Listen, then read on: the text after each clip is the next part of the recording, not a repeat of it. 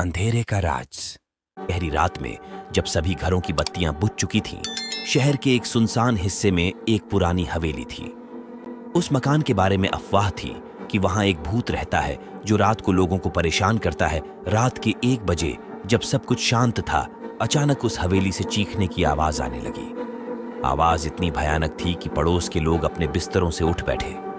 अगली रात एक साहसी युवक ने उस हवेली की जांच करने का निर्णय लिया। वह धीरे धीरे हवेली की ओर बढ़ा।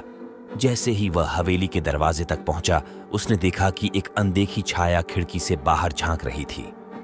युवक ने हिम्मत जुटाई और दरवाजे को धक्का दिया। दरवाजा चरमराते हुए खुल गया। अंदर का दृश्य भयानक था। फर्श पर पुराने फर्नीचर और दीवारों पर फटे हुए पर्दे थे।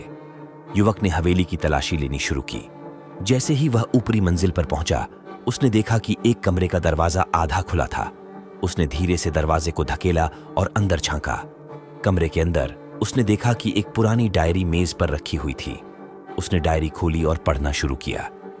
डायरी में लिखा था कि इस हवेली में एक अमीर व्यक्ति रहता था जिसकी अचानक मौत हो गई थी। डायरी में आगे लिखा था कि उस व्यक्ति की मौत के बाद से ही हवेली में अजीब घटनाएं होने लगी थीं। लोगों का मानना था कि उस व्यक्ति की आत्मा अभी भी हवेली में भटक रही है।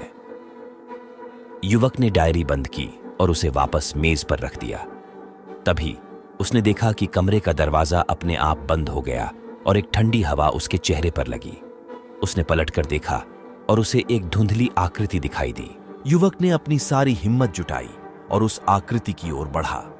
जैसे ही वह आकृति के करीब पहुंचा, वह अचानक गायब हो गई। युवक ने राहत की सांस ली और तेजी से हवेली से बाहर निकल गया।